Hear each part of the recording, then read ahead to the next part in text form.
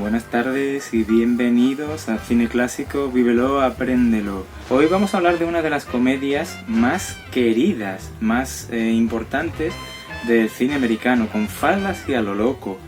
Una comedia de Billy Wilder. Otra vez traemos a Billy Wilder al canal porque tiene tanto que dar, tanto que enseñar Billy Wilder a lo largo de la historia del cine, que no podemos dejar pasar mucho tiempo sin volver a mostrar una pincelada de su obra aquí. Con faldas y a lo loco es una de las películas más importantes de la historia del cine. Hay pocas personas que no la conozcan y muchas que la han disfrutado, que han sonreído una y otra vez con esa historia, con esos personajes, con toda la magia que envuelve la película. Al principio los protagonistas iban a ser diferentes.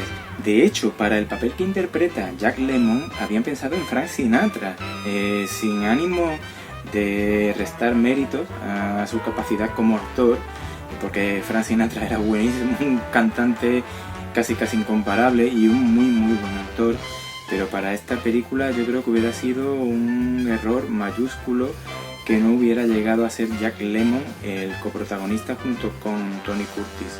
Este trío de ases, este trío de mitos, la palabra de hoy es mitos porque realmente son mitos de Hollywood, mitos en el mejor de los sentidos, aunque Marilyn, por ejemplo, Marilyn Monroe, llegó a ser un mito por muchas cosas y no todas ellas buenas.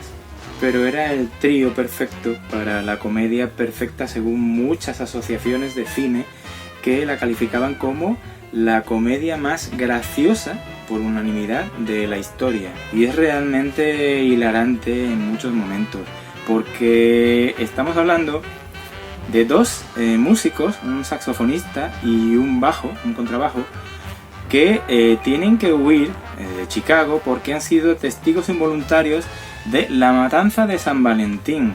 ¿Y dónde van a esconderse? Pues vestidos de mujer en una banda de mujeres que van a tocar a Florida. Ya de por sí es complicado imaginarse a dos tiarrones como Jack Lemmon y Tony Curtis embutidos en un traje estupendo de mujer de los años 50, pero tened en cuenta una cosa: Orry Kelly era un modisto fabuloso, un modisto impresionante que conseguía que la pasarela fuera glamour 100%.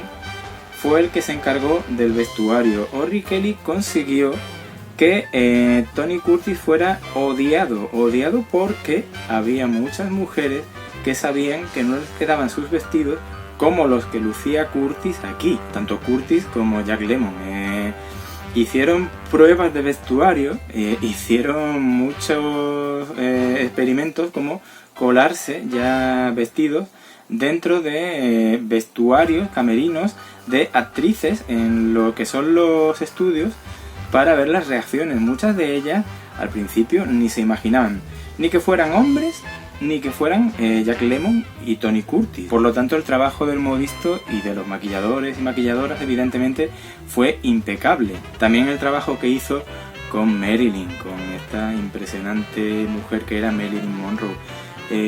Vestía algunos de los trajes que lucía en la película eran fabulosos y muy adelantados a su época. Es 1959 y ella aparecía con algunas transparencias en los vestidos muy provocativas, no clásicas de aquella época, y que resaltaban aún más esa fabulosa figura que tenía. Una anécdota adelantada, ya que estamos hablando de vestuario, se llevó el Globo de Oro al mejor vestuario esta película, es que Orry Kelly, cuando empezó a tomar medidas con esta típica cinta métrica a Marilyn Monroe, después de tomarle el pecho, la espalda, etcétera, le dijo: señorita Monroe, tengo que decirle que el señor Curtis tiene mejor trasero que usted.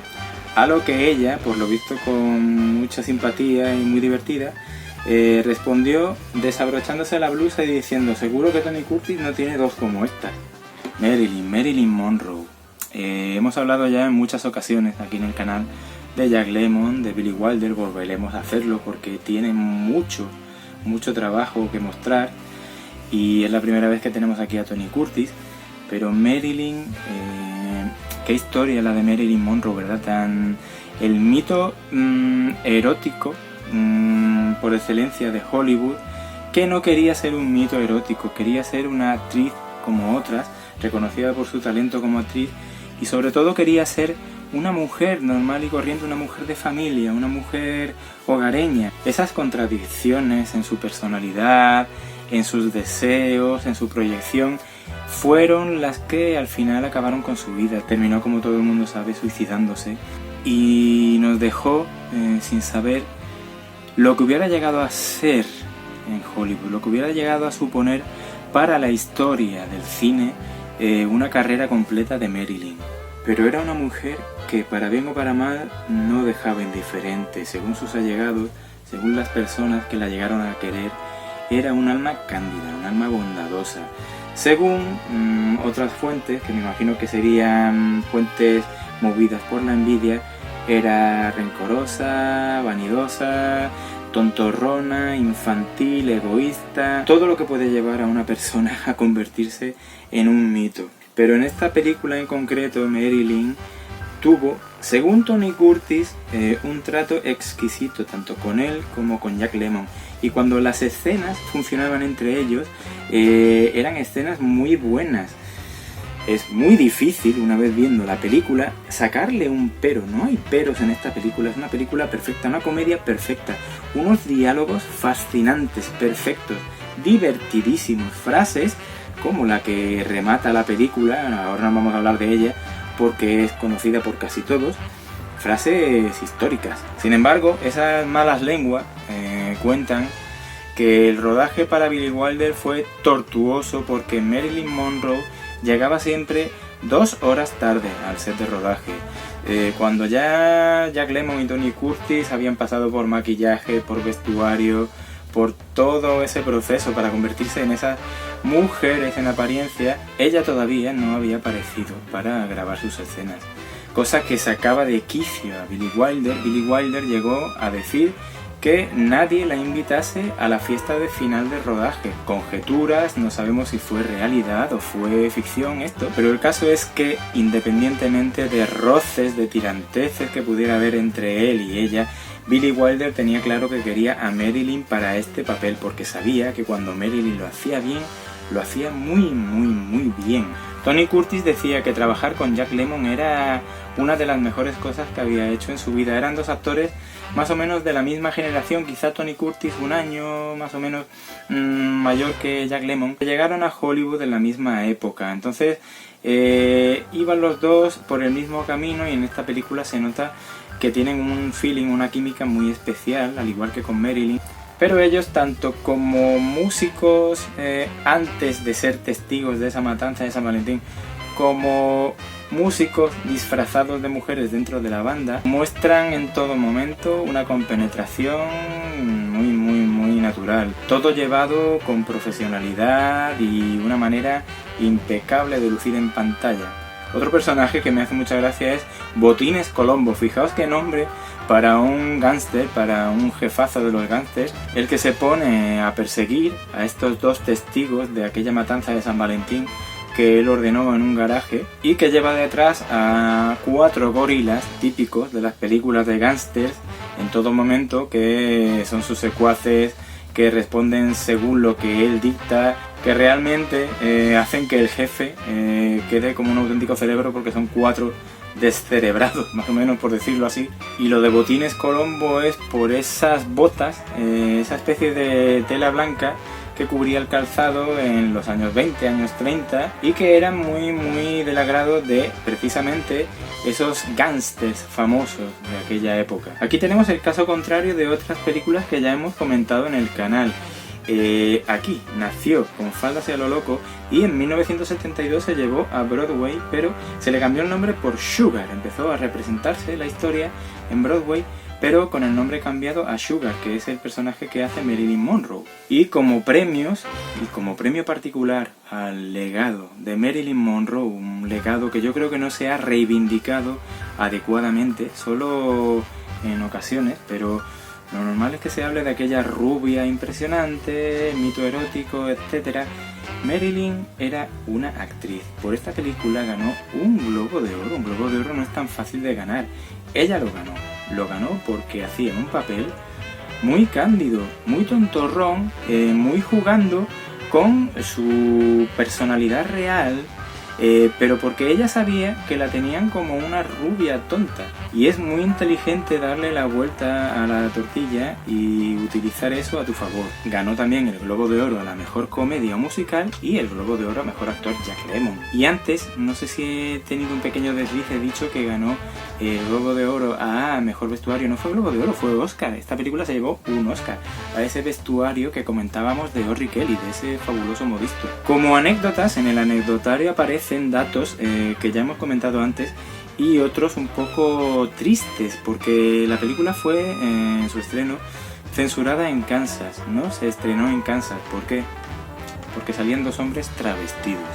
Estamos hablando de 1959, una época muy dura, hablando de censura y hablando de ciertas cosas que hoy en día son totalmente naturales. De cualquier forma, mi impresión es que algún censor lo que tendría es un sentimiento encontrado, porque seguro que su mujer vio la película y dijo: me encantaría lucir como luce Tony Curtis. Y ya para terminar, dos anécdotas muy bonitas, yo las encuentro muy bonitas. Hemos hablado antes de que el papel de Jerry / Daphne iba a ser para Frank Sinatra, pero llegó a manos de Jack Lemmon. Hubo otro candidato. Jerry Lewis, el fabuloso Jerry Lewis, también estuvo en la mente de Billy Wilder para que interpretara ese papel. ¿Qué pasó? Que Jerry Lewis, ahí donde se le ve, era muy machote y no se veía travestido. Decía que no estaba preparado para hacer de drag queen. Objetivamente, esta película convirtió a Jack Lemmon en una grandísima estrella y le supuso su primera nominación a un Oscar. Jerry Lewis contaba que todos los años Jack Lemmon le mandaba una caja de bombones coincidiendo con la fecha del estreno de la película para agradecerle todo lo que hizo por su carrera. Y George Raft, el actor que hacía de Botines Colombo, de ese jefe mafioso, ojo al dato, durante los descansos de los rodajes cogía y enseñaba a Jack Lemmon y a Joe Ed Brown, el actor genial que interpretaba al millonario, con el que al final aparece Jack Lemmon en el bote, el actor que pretende casarse con Jerry / Daphne, no sabe que es su nombre. Pues George Raft enseñaba a estos dos actores a bailar el tango. En la película salen los dos bailando tango y su maestro fue este mafioso, este George Raft. Bueno, pues ha sido un placer de nuevo estar aquí con vosotros, compartir este ratito con esta maravillosa película que, por cierto, os merece mucho la pena tener en DVD.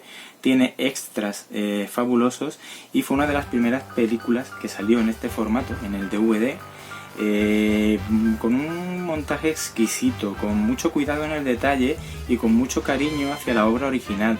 Tiene reportajes, tiene una entrevista con Tony Curtis fabulosa y muchos detalles, como una galería virtual de recuerdos. Pues merece mucho la pena visitar. Si os ha gustado el vídeo, por favor un buen like, suscribiros al canal y darle a la campanita de notificaciones, y os espero en la próxima ocasión.